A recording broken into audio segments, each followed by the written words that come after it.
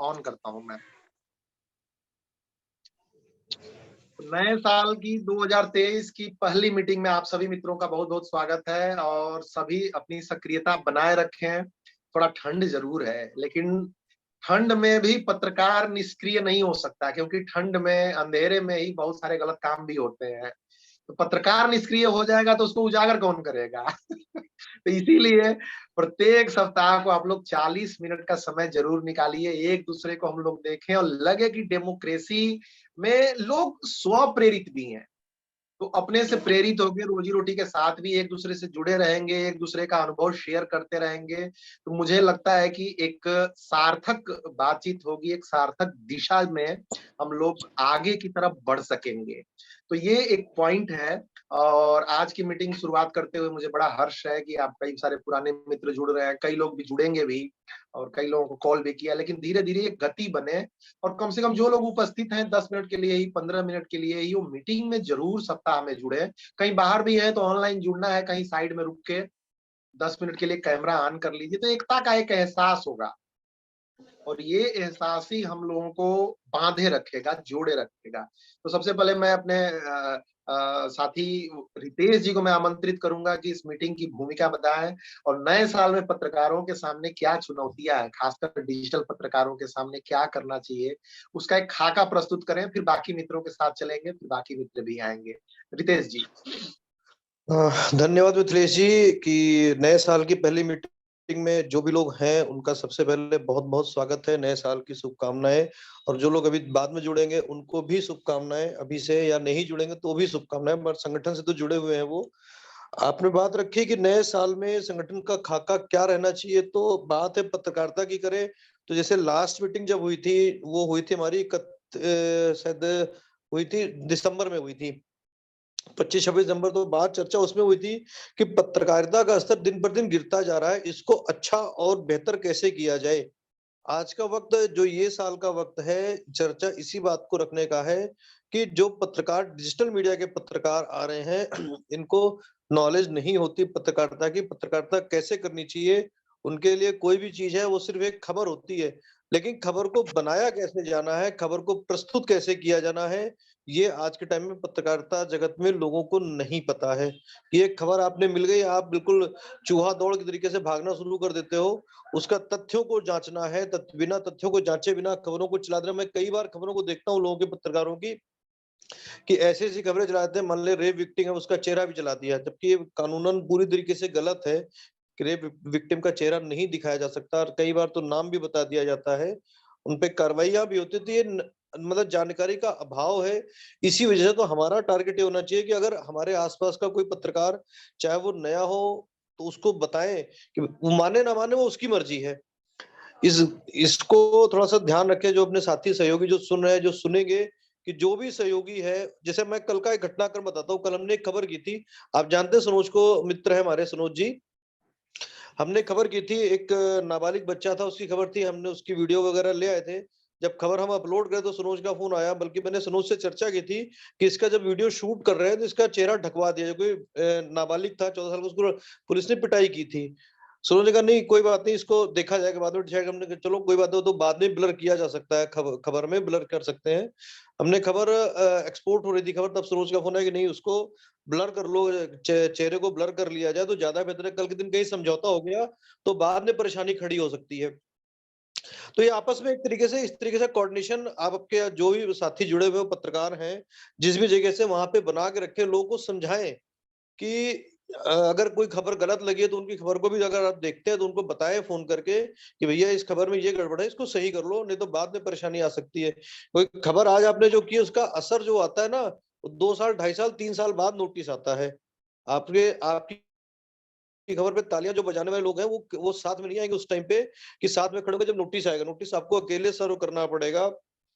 मैं कल का ये किस्सा और बताया याद दिलाता हूँ। ट्विटर पे था, इंडिया टुडे का कोई पत्रकार था, अपना इधर अपना पूर्वांचल साइड का था, उसके बिहार सरकार ने उसको मुकदमा दर्ज करा दिया। ट्विटर पे वो खबरें चल रही थी कल जो है, और इंडिया टुडे ग्रुप ने उस समय उसके ऊपर कोर्ट में नोटिस क्वेश्चनिंग नोटिस जारी करवा दिया था, मगर संयोग बस उन्होंने जॉब छोड़ दी तो इंडिया टुडे ग्रुप ने वो नोटिस वापस ले लिया। वो कल वो ट्विटर पे उन्होंने सारी वो डाली हुई थी पूरी चीजें।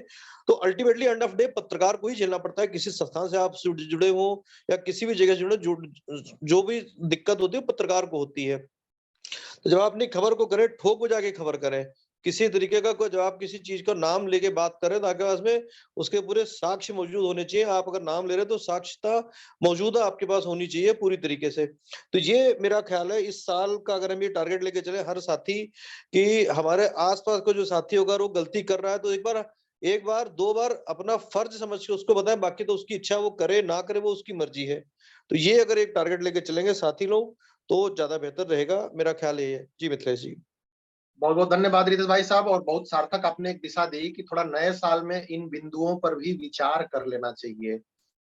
इस चर्चा को मैं थोड़ा और आगे बढ़ाता हूं, और आगे बढ़ाने के बाद मैं नरेश कुमार मंडल जी के पास आता हूं। नरेश भाई, एक पत्रकार को जो रितेश जी ने बात कही आपने ध्यान से सुनी, और एक पत्रकार को नए साल में और भी क्या सामयिक चुनौतियां हैं, इससे थोड़ा बातों को ऐड करते जाएं तो आप लोग एक दूसरे की बातों को ध्यान से भी सुनते जाएं और उसमें नया कुछ ना कुछ ऐड करते जाएं, ताकि एक 2023 के संदर्भ में एक एक खाका बने कि भाई इस तरीके से करना है, टेक्नोलॉजी के लेके, सेल्फ डेवलपमेंट को लेके, वो भी जो आपके मन में विचार आते हैं। तो एक पत्रकार कैसे सफल हो और कैसे डेमोक्रेसी का एक सर्व करे, इस पर भी थोड़ी सी अपनी बात रखिए, अपना पॉइंट रखिए, फिर आगे चलेंगे, संतोष जी के साथ जो है चलेंगे, फिर मनीष जी के पास चलेंगे, फिर चर्चा धीरे धीरे आगे बढ़ेगी। नरेश जी। सभी साथियों को नव वर्ष की हार्दिक शुभकामनाएं और बधाई। और रितेश सर ने जो भी बताया बिल्कुल ही सही बात बताया कि कभी खबर की जो असर होती है उनका भी तुरंत नहीं, कई दिनों के बाद नहीं, कई सालों के बाद भी उसकी नोटिस आती है। क्योंकि मेरे साथ भी हुई है। मैंने आज से कुछ दिन पहले एक एसएसबी की खबर लिखी थी, 4 या 6 महीना पहले समथिंग। तो साक्ष्य मेरे पास मौजूद थी।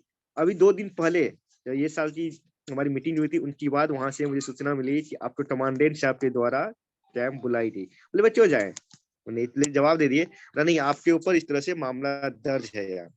बोले दिक्कत परेशानी नहीं है, दर्ज है, उनकी वो दर्ज करना उनका काम था और खबर लिखना मेरा काम था।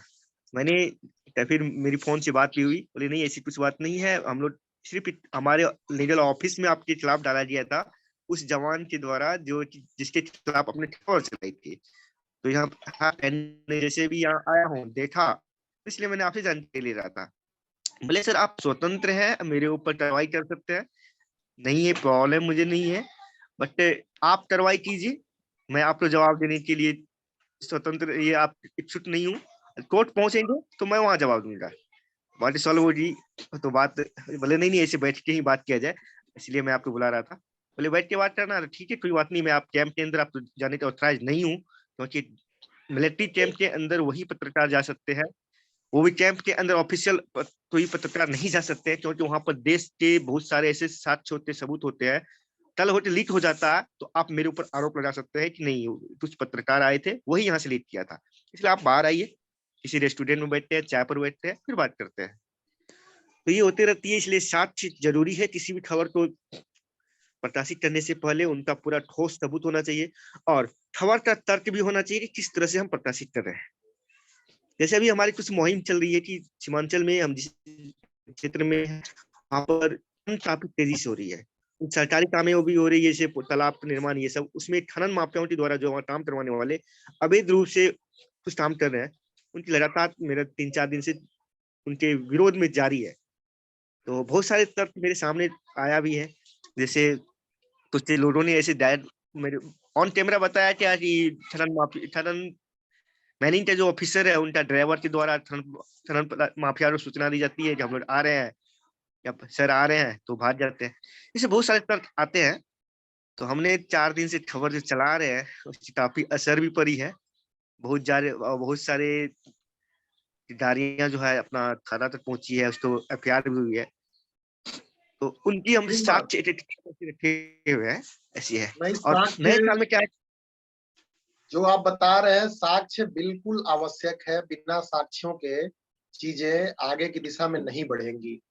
तो साक्ष्य आवश्यक है, और साक्ष्यों के साथ साथ आपने जो पॉइंट बताया कि बिना उसके साक्ष्य के और बाकी जो चीजें हैं उनको ध्यान रखते हुए पत्रकारिता आगे बढ़ाना चाहिए। थोड़ा सेल्फ डेवलपमेंट पे भी मैं चाहता हूं कि पत्रकारों को खुद के प्रति क्या क्या ध्यान देना चाहिए। मैं मनीष तिवारी जी के पास आऊंगा। मनीष भाई, आप क्या लगता है कि पत्रकारों को और क्या क्या चीजें ध्यान से रखनी चाहिए खुद में? चलो साक्ष्य होना चाहिए, खबरें बनानी चाहिए, लेकिन खुद भी तो एक डिसिप्लिन जरूरी है, खुद भी सीखना जरूरी है। तो वो कौन से पॉइंट है जो हमको ध्यान रखना चाहिए? मनीष भाई एक एक करके आराम से बताइए, ताकि हम लोगों को भी, बाकी लोगों को भी धीरे धीरे उस दिशा में बढ़ने में मदद मिले। मनीष जी। जी सर, नमस्कार। जो भी जुड़े हुए हैं हमसे, वरिष्ठ पत्रकार, समकक्ष पत्रकार, सभी को नमस्कार। मैं ये मानता हूँ कि हमारी भाषा जो होनी चाहिए वो संसदीय होनी चाहिए। आज के जो भी युवा पत्रकार जिनको हम देखते हैं, अभी हाईलाइटेड हैं हमारे बिहार के मनीष कश्यप जी, बहुत सारे पत्रकार हैं, हम सबका नाम नहीं ले सकते हैं, लेकिन उनकी भाषा जो कहीं ना कहीं अमर्यादित होती है, संसदीय नहीं होती है। तो उनको ये लगता है कि अगर हम वल्गर लैंग्वेज यूज करते हैं, गलत वर्ड यूज करते हैं, तो ज्यादा तालियां मिलेगी, ज्यादा लोग शाबाशी करेंगे, ज्यादा शेयर मिलेगा, ज्यादा हमारा व्यूज आएगा। तो कहीं ना कहीं वो व्यावसायिकता को मतलब पॉइंट ऑफ व्यू से देखते हैं। हमारा मानना ये है कि अगर हम सभ्य समाज में रहते हैं तो हमारी भाषा भी सभ्य होनी चाहिए, हमारी लिखावट भी सभ्य होनी चाहिए, हम जो बोली बोल रहे हैं, क्योंकि हमारे फॉलोअर्स उससे जुड़े हुए हैं। चाहे कोई छोटा पत्रकार हो, छोटा इन द सेंस कि फॉलोअर के सेंस में, पत्रकार तो सब पत्रकार ही होते हैं। तो कोई 10,000 फॉलोअर लेके काम कर रहा है, कोई मिलियन में है, तो उनकी जो भाषा होनी चाहिए संसदीय होनी चाहिए। एक टेक्निकल चीज और मैं आपसे साझा करना चाहूंगा आप लोगों से, कि जैसे हमारा चैनल है यूट्यूब पे हिंदुस्तान टीवी, तो कभी हम वीडियो को अपलोड करते हैं तो वीडियो हमारी जो होनी चाहिए सेल्फ की होनी चाहिए, खुद की होनी चाहिए, खुद के कैमरे से शूट होनी चाहिए।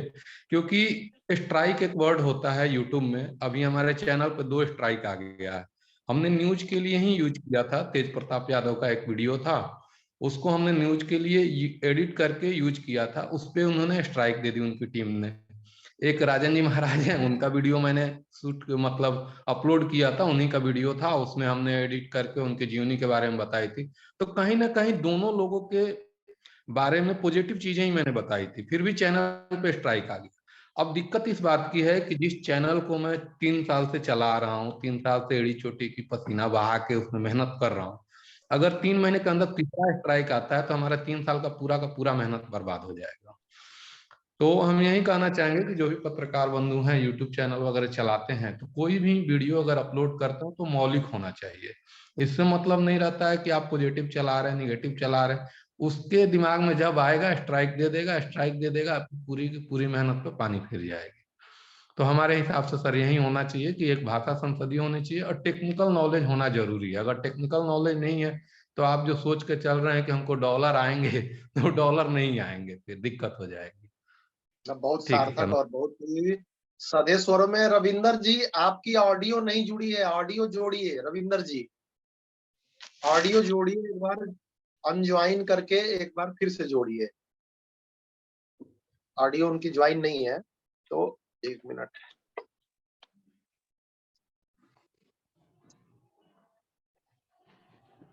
तो ये बड़ा आपने पॉइंट वाली बात कही भाई साहब मनीष जी, और ये कि भाषा पे देखिए, क्योंकि लंबा खेलना है आपको, आपको शॉर्ट टर्म नहीं खेलना है कि आज छू के जो है निकल लिए। तो अगर आपको लंबा खेलना है तो आपको अपनी भाषा पे नियंत्रण करना बहुत जरूरी है, तभी आप लंबा, आपकी पहचान बन पाएगी। नहीं तो बड़ी जल्दी आप छिछले एक ओछे पत्रकार के रूप में, व्यक्ति के रूप में आप दर्ज हो जाएंगे, और फिर आप कहेंगे कि लोग आपको पसंद नहीं करते हैं, लोग आपको अपने पास नहीं बिठाते हैं, लोग आपको एंटरटेन नहीं करते हैं। तो इसके लिए भाषा मुझे लगता है कि सभी से आवश्यक है। वो एक कबीरदास की शायद दोहा है या चौपाई है कि यही मुंह जो है पान भी खाता है और यही मुंह जो है चप्पल भी खाता है। तो भाषा ही है। अगर आप सम्यक रूप से अपनी बातों को विरोध भी कर सकते हैं, भाषा ही, और भाषा के माध्यम से ही आप आगे बढ़ सकते हैं। दूसरी बात, आपने टेक्निकल नॉलेज की भी सही बात बोली। अगर टेक्निकल नॉलेज नहीं हुई तो फिर दिक्कत में है आप, क्योंकि आज टेक्नोलॉजी की बहुत आवश्यकता है, चाहे यूट्यूब स्ट्राइक वाली हो, चाहे वीडियो क्रेडिट वाली इस्तेमाल हो। और इसके लिए एक और भी बड़ा तथ्य है कि आप न्यूज पोर्टल एसोसिएशन की मीटिंग में अगर आप निरंतर रूप से जुड़ते हैं, तो आज तो एक जनरल मीटिंग है, 2023 का स्वागत है, तो स्पेसिफिक सब्जेक्ट्स पे चर्चा करते हैं। जैसे कि आपकी यूट्यूब वाले प्लेटफॉर्म पे ही हो गया, जैसे कि फोटोशॉप हो गया, जैसे कि फेसबुक का पेज का कैसे ग्रोथ करें, जैसे न्यूज पोर्टल कैसे चलाएं। बहुत सारे स्पेसिफिक मुद्दों पे बात होती है और स्पेसिफिक मुद्दों के साथ जो है हम जब आगे बढ़ते हैं तब हमें आइडिया होती है कि अच्छा चलो ठीक है, ये इस दिशा में लेके जाना है। बहरहाल इसी चर्चा के साथ मैं आमंत्रित करूंगा रविंदर जी को। रविंदर जी, आप क्या कहेंगे, एक पत्रकार को 60 में 2023 में क्या क्या करना चाहिए? और मैं पहले स्वागत कर लूं, प्रेरणा बुढ़ाकोटी जी हैं और आप भी एक लेखक हैं, एक ब्लॉगर हैं और एक यूट्यूबर के तौर पे आप काम करती हैं। तो ये पत्रकारों में 2023 में क्या चुनौतियां हैं, लेखकों के सामने क्या चुनौतियां, इस पे हम चर्चा कर रहे हैं। तो अभी बहुत सारे मित्र विचार रख चुके हैं, धीरे धीरे और भी मित्र जुड़ रहे हैं, चूंकि ठंडी की वजह से उनके जुड़ने की गति बड़ी स्लो है। तो मैं रविंदर जी को बुलाऊंगा। रविंदर जी, टू दी पॉइंट बात रखिए, आप थोड़ा लेट जुड़े इसीलिए बाकी मित्र अपना विचार व्यक्त कर चुके हैं। 2023 में एक पत्रकार के सामने क्या क्या चुनौतियां हैं, इस पे चर्चा हो रही है, तो संक्षिप्त में अपनी बात रखें रविंदर जी। आप म्यूट हैं आप। अब आ रही है आवाज? हाँ, अब आ रही हेलो। है, आ रही है, देखिए, आ रही है पत्रकार आवाज। के लिए मैं बता दूं, 2023 में पत्रकार के लिए चुनौतियां बहुत बड़ी सरकार ने कर दी हैं। जो सच लिखता है उसको सरकार दबाती है। क्योंकि मैं देख रहा था, कल एक चैनल था अकाल टीवी पंजाब का, ऑनलाइन चैनल है, बैकवर्ड चैनल है। फेसबुक पेज बना हुआ है, जनता के मुद्दे उठाता है, चाहे किसान आंदोलन हो, चाहे कोई मुद्दा हो। भारत सरकार ने कल उसको बैन कर दिया। क्या उन्होंने सच की आवाज को पूरी दुनिया में सरकार को झुकाया। अब ऐसी सरकारें क्या रखें, अमीर क्या करें। हम जब सच दिखाते तो लोग, हमारे चैनल वाले हमें भट्टा बताते अपने।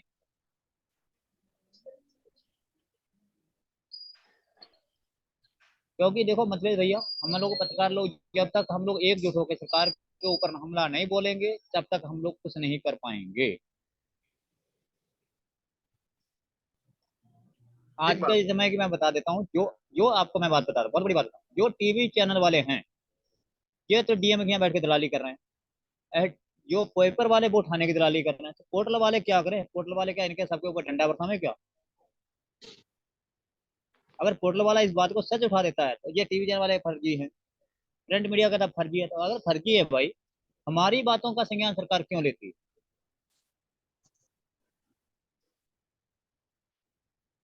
मैं खुद ठीक बात, पत्रकारिता ठीक बात, करता ठीक हूँ। बात। अरे तो इसका, देखो मैं, इन चुनौतियों का आगे भी बढ़े, इन नहीं चुनौतियों के मैं अलावा बता और रहा, भी। इसका रास्ता है। इसका मतलब है जी, मैंने तोड़ ढूंढ ली है। हम लोगों ने हमने रेस्टिंग बना ली है कि जब वो प्रिंट मीडिया जाता है थाने में, हम लोग नहीं जाते। जब वो निकल जाता है तब हम लोग जाते हैं। जो ठीक बात। चीज वो लोग दबाते हैं उसको हम लोग हाईलाइट करते हैं। आपस लेकिन आपस में लड़ाई करना कोई बहुत उत्तम नहीं विकल्प नहीं नहीं नहीं नहीं है और बस। नहीं नहीं नहीं नहीं मतलब जी मैं बता दूं, क्योंकि हम लोग लड़ाई नहीं करते हैं। हम लोग आगे पीछे होकर काम कर रहे हैं। अगर प्रिंट मीडिया वाले निकल कर, टीवी वाले निकल कर, उसके बाद में जाते हैं। हम लोग आगे पीछे चल रहे हैं, तो उनको अधिकारी को मौका नहीं दे रहे कि कितने खन हम लोग रोक पाए। ये भी एक सार्थक बात है, लेकिन ये बड़ा ये मुख्य पॉइंट है, क्योंकि अक्सर प्रिंट मीडिया, डिजिटल मीडिया के पत्रकार भिड़ जा रहे हैं कई जगह पे। वो जी उसको फर्जी कहता है, वो उसको फर्जी कहता है, जी जी। उसको। हमने इसको बहरहाल। ठान लिया। हम लोग, हमारे जहाँ पर एक चला एलटी न्यूज चल रहा है, एक भारतीय दैनिक प्रहार प्रिंट मीडिया है। हम लोगों का तालमेल इतना बढ़िया बैठ रहा 2 जिलों में, यहाँ और राजस्थान के अंदर, कि साला समझ लीजिए जहाँ खबर लगती है अधिकारी नाच जाता है, कुत्ते की मौत भागता है आगे से। ठीक है, थोड़ा सा भाषा को जो है यहाँ पे नहीं और नहीं भी नहीं, लोग हैं हम तो आपको थोड़ा। बता दें, जहां पर हम लोगों की खबरें बनती हैं प्रिंट मीडिया में, जो इलेक्ट्रॉनिक मीडिया है वो खबरें चलाता नहीं, आपको पता ही है जल्दी। हम लोग तो बनाते हैं खबर, हम लोग तो लगा देते हैं प्रशासन विरोध में। जो होगा देखा जाएगा। प्रशासन खुद जो है कब एक्टिव होकर लाइन पर आना शुरू हो गया है। जयपुर की बता रहा हूँ, हमारे संवाददाता है झंझुनू जी, राकेश सिंह सैनी, झंझुनू, जयपुर। उन्होंने एक खबर प्रकाशित की थी कि डीएम साहब गलत करते हैं। डीएम साहब को खबर लग गई। डीएम साहब ने, हुआ क्या था कि गरीब लोगों को, 60 लोगों को कंबल बांट रहे हैं, 30 लोगों को मार दिए, बाकी माल पी गए। उन्होंने क्या किया, उन्होंने खबर को कवर कर लिया, हमें मिल गई, हमने डाल दी नेट पर। डीएम ने हमको बुलाया, बोले भैया ये क्या किया? मैंने, ये आपने क्या किया है? आपने तो गलत किया पहले। बोले खबर हटा रही है। मैंने, सर खबर नहीं हटती, प्रिंट मीडिया खबर हटा देगा, इलेक्ट्रॉनिक मीडिया हटा दे, सोशल मीडिया नहीं हटेगा भैया, रिमोट ही नहीं है।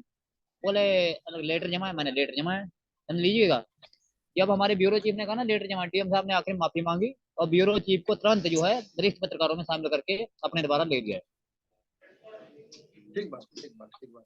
सच कलम बहरहाल लिखने के लिए बहुत ताकत है। धन्यवाद, अपने विचार आपने रखे रविंद्र भाई, और जी एकदम सार्थक आपने पॉइंट रखा। और इन पॉइंट्स में ये है कि साहस तो दिखाना ही पड़ेगा। अगर आप पत्रकारिता करते हैं, बिना साहस के चीजें आगे नहीं बढ़ेंगी। और हालांकि उसमें ये है कि एक और भी आपने सही बताया कि थोड़ा आगे पीछे हो के डिजिटल मीडिया के पत्रकारों के साथ भिड़ंत न हो, तो ये भी एक सार्थक बात बताई। मैं राम लखन मौर्य जी के पास आऊंगा, आप जुड़ रहे हैं और छूट रहा है, लग रहा है नेटवर्क का इशू है। राम लखन जी, अगर आपको मीटिंग दिल्ली। थोड़ा इसको म्यूट रखिए, आपकी तरफ से आवाज आ रही है। रविंदर जी, मैंने म्यूट कर दिया है, ठीक है। राम लखन जी, ठीक है। नमस्ते सर। बहुत बहुत बहुत बहुत स्वागत है, बहुत बहुत। राम लखन जी, आवाज आ रही है आपको? जी सर जी। क्या कहेंगे 2023 में पत्रकारों के सामने, कलमकारों के सामने क्या चुनौतियां हैं? इस पे थोड़ी सी हम एक चर्चा कर रहे हैं, और क्या रास्ता है, तो इस पे अपनी विचार व्यक्त करें। सर हमारा निजी विचार इस पे है कि अगर कोई चाहे अधिकारी हो या कोई नेता हो, यदि हमारे पत्रकार साथी किसी साथी के साथ अगर वो गलत व्यवहार करता है तो उस पार्टी से जुड़े जितने हैं सबका जो है कोई खबर नहीं चलनी चाहिए, एक साथ मिलकर किसी के साथ झगड़ा न, केवल उनकी खबरों का बहिष्कार कर दें तो ऑटोमेटिक अपने आप सुधार आ जाएगा और हमारी एकता भी दिखेगी। ठीक बात, ठीक बात, ठीक बात। आवाज आपकी बीच बीच में डिस्टर्ब हो रही है, लग रहा है कहीं। जी सर, नेटवर्क की दिक्कत है। अच्छा, ठीक है, तो अपनी बात आप जारी रखिए, आपकी आवाज आ रही है। अगर और भी कोई पॉइंट ऐड करना चाहें तो जरूर ऐड कीजिए। आपस में जो है एक किसी अधिकारी को लेकर जो है आपस में झगड़े न गए, केवल अपनी एकता इस तरह बनाए रहे कि अगर हमारे साथी के साथ कोई गलत व्यवहार करता है या हमें खबर नहीं देता है तो उनकी खबरों को पूर्णतः हम बहिष्कार कर दें, न चलाएं कोई भी खबर। और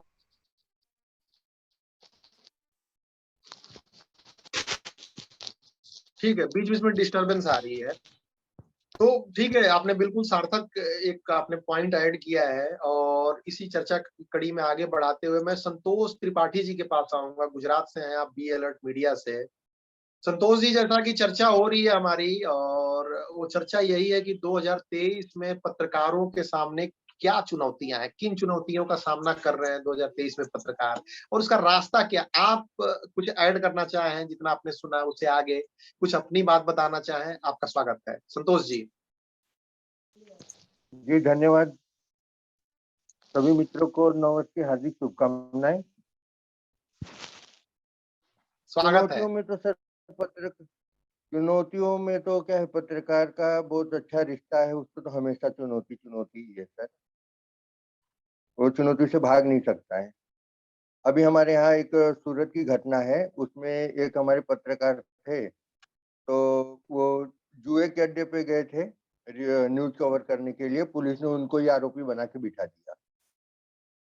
2 दिन पुलिस कस्टडी में रखा, रिमांड लिया। बाद में उन्होंने एडवोकेट किया और कोर्ट में नोटिस डाली, तब उनका नाम उसमें से रद्द हुआ एफआईआर में। तो ऐसी भी घटनाएं बहुत सारी बन रही हैं। दिक्कत आती है जब ऐसी जगह पत्रकार जाते हैं तो लोग डिजिटल मीडिया के पत्रकार को वैलिड ही नहीं मानते, क्योंकि कुछ और घटनाएं ऐसी हो गई हैं जिसमें डिजिटल मीडिया के पत्रकार हैं तो वो मतलब गैर कानूनी भी काम करते हैं बहुत सारे लोग, कम समय में ज्यादा पैसा कमाने के लिए। तो जो अच्छे लोग हैं उन लोगों के साथ भी ऐसे व्यवहार होता है, फिर वो रजिस्ट्रेशन मांगते हैं। बहुत सारे लोगों ने एमएसएमई में रजिस्ट्रेशन करा रखा है तो वो भी वैलिड नहीं, बोले ये तो ऐसा तो थोड़ी होता है, मतलब उस चीज का वैल्यू नहीं है। तो थोड़ा इसके ऊपर ये थोड़ा रेगुलाइज हो जाए, इसके ऊपर अगर कुछ हो सकता है तो बहुत बढ़िया रहेगा। देखिए, संगठन ही एकमात्र इसका रास्ता है, और इस पे मेरे कई सारे लेख भी आप लोगों के पास जाते रहे होंगे। बहुत सारी राइट टू इंफॉर्मेशन एक्ट के तहत मैंने आरटीआई भी डाला हुआ है। आप लोग ये मान लीजिए कि संविधान के 19A में जो लिखा गया है वो पूरी तरह से वैध है, तो अपने दिमाग से आप लोग फितूर हटाइए। और अधिकारियों को भी कोई मतलब नहीं है। ये जो अफवाह फैलाई जाती है ये इसी इलेक्ट्रॉनिक मीडिया के जो सीनियर हैं, आपके जो प्रिंट मीडिया के सीनियर हैं, जो एक दो लोगों के साथ एक्सक्लूसिव अधिकारियों के साथ बातचीत करते हैं, वही समझते हैं कि भाई ये चीज जो है, एक मिनट आवाज आ रही है, हाँ, तो वही जो समझते हैं कि भाई ये नए लोग आ गए हैं, कंपटीशन बढ़ गया है, तो वही रोक टोक करते हैं, यही समस्या है बस। वही भड़काते हैं अधिकारियों को कि यार ये तो फर्जी है। तो जब आप ही का भाई बंधु कहेगा, यही हम लोग 8-10 लोग हैं, हम आपस में ही एक दूसरे को फर्जी कहेंगे, तो वहां समस्या होती है। बहरहाल पूरी तरह से वैध है। आप लोग ये कहीं कंफ्यूजन ही मत रखिए, और इसी आपकी कंफ्यूजन का फायदा उठाते हैं बहुत सारे लोग, बहुत सारे दलाल लोग आपसे पैसे भी लेते हैं कि चलो आपका ये करा देंगे, चलो आपका वो करा देंगे। तो इस सबकी कंफ्यूजन में मत पड़िए। आपका पोर्टल पूरी तरह से वैध है, पूरी तरह से। आप RTI डालिए, कोई भी लिखित में आपको ये नहीं देगा कि अवैध है। हवा है, हवा, जिसको हवा बोलते हैं। और हवा भी कितनी है, जब भी आप लिखित मानेंगे, अधिकारी भी, और अपना रेपो ठीक रखें, अपनी रेपुटेशन ठीक रखें, व्यूज ठीक रखें, अपना व्यवहार ठीक रखें, जो अभी चर्चा हो रही थी, भाषा सही रखें, लेखनी सही रखें, कोई आपको छेड़ नहीं सकता। गंभीरता से अपना काम करें। तो ये पॉइंट है 2023 की चुनौतियों में। हमारे बड़े भाई अशोक पवार जी भी जुड़ चुके हैं महाराष्ट्र से। भाई साहब, अगर आप उचित समझे तो अपना वीडियो ऑन करें, और वीडियो ऑन करने के बाद, क्योंकि लास्ट के कुछ 1 मिनट्स बचे हुए हैं, उससे पहले मैं प्रेरणा जी को मैं बुलाना चाहूंगा। प्रेरणा जी कुछ कहना चाहेंगी, आप कुछ ऐड करना चाहेंगी? प्रेरणा जी, आप इस पूरे पॉइंट में अगर कुछ ऐड करना चाहें तो जरूर बताइए। लेखकों के सामने, पत्रकारों के सामने आप भी कुछ ऐड करना चाहें, क्या चुनौतियां हैं, कैसे पार पाए, संक्षेप में? प्रेरणा जी, नमस्कार, हैप्पी न्यू ईयर। स्वागत है, हैप्पी न्यू ईयर। अभी मैं वीडियो कॉल पे नहीं आ सकती हूँ बिकॉज आपको पता है रीजंस हैं कुछ, बट ये है स्वागत जैसे कि अभी डिस्कशन चल रहा है कि प्रिंट मीडिया और डिजिटल मीडिया में जो चलता है आपस में। फर्स्ट ऑफ ऑल ये है कि दोनों को एक दूसरे के साथ अपडेट रखना पड़ेगा, एक बाउंड होना पड़ेगा, क्योंकि जो डिजिटल है, जो वहां पे रिपोर्टिंग कर रहे हैं या वीडियोलाइजेशन कर रहे हैं, वो अपनी चीजों को बता नहीं पाते, और जो राइटर है वो उस अपने हिसाब से लिख रहा है। तो दोनों का बॉन्ड आपस में होना बहुत जरूरी है। दैट्स वाई कि वो भाषा का चयन एक अच्छे तरीके से होगा। अब प्रिंट मीडिया अपने आप को महान कह रहा है, डिजिटल मीडिया अपने आप को कह रहा है, इस वजह से क्या है कि मिसअंडरस्टैंडिंग वहां पे क्रिएट हो रही है। ठीक बात है, सार्थक बताया आपने। बहरहाल जो लोग काम करें वो लोग आगे बढ़ते जाए। बहुत बहुत धन्यवाद प्रेरणा जी। और मैं एक बार मैं आऊंगा अशोक पवार जी के भाई साहब के साथ। थोड़ा गाड़ी रोक लीजिए भाई साहब, और थोड़ा अपने विचारों को व्यक्त कर दीजिए। 2-3 मिनट वैसे बचे हैं। 2023 में क्या क्या चुनौतियां हैं, पत्रकार कैसे उसका मुकाबला करें? अशोक पवार जी। जी नमस्कार सभी साथियों को। मैं थोड़ा लेट जुड़ा हुआ और किसी काम की वजह से मैं कहीं बाहर भी जा रहा हूँ, लेकिन जो सब्जेक्ट जो शुरुआत से है वो मुझे तो इतना याद मतलब जानकारी है नहीं, लेकिन फिर भी जो है कि पत्रकारों के सामने तो काफी सारी चुनौतियां तो है ही है, लेकिन उन चुनौतियों को भी हम लोगों को जो है कि अपने हिसाब से या समाज के हित के हिसाब से उस चुनौतियों को पार करते हुए हमें डट कर रहना चाहिए, क्योंकि पत्रकारिता ये इसको जो 4th पिलर कहा जाता है, तो ये पिलर जो है मजबूत होना चाहिए। और जो भी चुनौतियां तो हमेशा आती है जीवन में, और उन चुनौतियों को जो है पार करते हुए ही हमारा जीवन सफर जो आगे चलता है। तो जो भी चुनौती आएगी तो उसको हमें सामना करके उसको हमें हरा के आगे चलना होगा। मिथिलेश सर। बहुत बहुत बिल्कुल सार्थक आपने बात कही कि चुनौतियों के सामने जो डट जाए वही पत्रकार है, वही डिजिटल पत्रकार है। बहरहाल नए साथी जुड़े हुए हैं हमारे, कुंदन जी, संजय सक्सेना जी। कुंदन जी, बड़े देर से आप प्रयास कर रहे हैं, तो अपना वीडियो ऑन कीजिए, थोड़ा अपना परिचय दीजिए। पहली बार आप जुड़े हैं, और प्रत्येक रविवार को आप लोग जरूर जुड़िए, और थोड़ा अपना परिचय दें, और कुछ 1-2 शब्द कहना चाहें। 2-3 मिनट बचे हैं मीटिंग लास्ट के। कुंदन जी, वीडियो ऑन कर सकते हैं, थोड़ा चेहरा देखने से पहचान रहती है।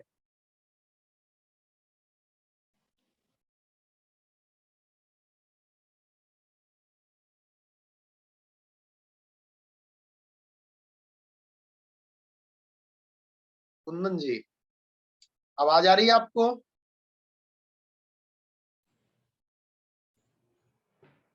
ठीक है, लगता है किसी कारणवश आवाज नहीं आ रही है। तो देखिए 2023 में सबसे जो महत्वपूर्ण चीज है सीखना जरूरी है, और सीखना एक ऐसा प्रोसेस है कि आदमी विद्यालय में तो जाता नहीं है, जीवन है। तो हम आप लोग बैठे हैं, अब आज 10 बात सुने, क्या वाकई कोई इस बात से असहमत होगा कि इस बातों में, इन बातों में हमें 1-2 पॉइंट सीखने को नहीं मिला? निश्चित रूप से हर एक व्यक्ति को कुछ ना कुछ पॉइंट मिला सीखने को, क्योंकि सभी इसी फील्ड में काम कर रहे हैं। और आज तो एक जनरल चर्चा थी, लेकिन जब सब्जेक्ट स्पेसिफिक चर्चा होती है तो बहुत सार्थक बातें निकल के आती हैं। तो सीखने के लिए अब हम किसी विद्यालय में तो जाएंगे नहीं, लेकिन सप्ताह में अगर 40 मिनट की मीटिंग होती है तो आने में क्या बुराई है? तो सप्ताह में 40 मिनट का मीटिंग का क्रम जो है हम सबको बनाए रखना चाहिए, पहला पॉइंट है। हाँ भाई साहब, 1 मिनट ही बचा है, संक्षेप में अपनी बात रखें, म्यूट है आप जी। सर ये स्कूल नहीं, ये तो पूरी यूनिवर्सिटी है सर। बहुत बहुत आपका आपकी सोच को प्रणाम है, लेकिन यूनिवर्सिटी में क्लास आना है, यूनिवर्सिटी बोल के सीनियर छात्रों की तरफ बंक नहीं मारना है। ये भी बात है कि भाई विद्यालय में तो बच्चे आते हैं, यूनिवर्सिटी में जो है बंक मार जाते हैं। तो 40 मिनट का ये दौर रखना है, एक एकता का संचार भी होगा। टेक्नोलॉजी पे बहुत बारीकी से बातें होती हैं, एक दूसरे से हम सीखेंगे भी, बहुत सारी प्रॉब्लम्स भी आती हैं तो एक दूसरे के साथ यूनिटी भी हम दिखा सकेंगे। तो क्रम आगे बढ़ेगा। मैं तो फिलहाल बस यही संदेश दूंगा कि प्रत्येक चुनौती का जवाब संगठन है, और आज का ये मंत्र नहीं है, ये मंत्र बहुत पुराना है। तो न्यूज पोर्टल्स एसोसिएशन में आप लोग लगातार सक्रियता बनाए रखिए। प्रत्येक रविवार को आप लोग जरूर आइए मीटिंग में 11 बजे से। इसके अलावा कोई किसी की व्यक्तिगत प्रॉब्लम आती है, मुझे भी संपर्क कर सकता है, ग्रुप में भी डाल सकता है, और भी साथियों से जैसे जैसे आप मिलेंगे तो आपका परिचय होगा कि कौन किस फील्ड में काम कर रहा है, कहाँ पे है। तो एक वहां से भी संगठन बनेगा। तो सप्ताह में 7 से मल्टीप्लाई करेंगे 24 को, 7 दिन को 24 घंटे से, तो 168 आवर्स होंगे। 40 मिनट निकालना है प्रत्येक सप्ताह में। थोड़ा सक्रिय रहिए, और व्यूज भी आएंगे, रिव्यूज भी आएंगे, डॉलर भी आएगा, सब कुछ आएगा, यश भी होगा, प्रभाव भी होगा। इन्हीं बातों के साथ आप सभी मित्रों को नए साल की पुनः बहुत बहुत बधाई, बहुत बहुत शुभकामनाएं। ढेर सारी आप सब प्रगति करें। मीटिंग समाप्ति बस होने ही वाला है, मीटिंग बंद हो जाएगा। बहुत बहुत प्रणाम आप सबको। आपको भी सर, बाय। नमस्कार सर। नमस्कार नमस्कार।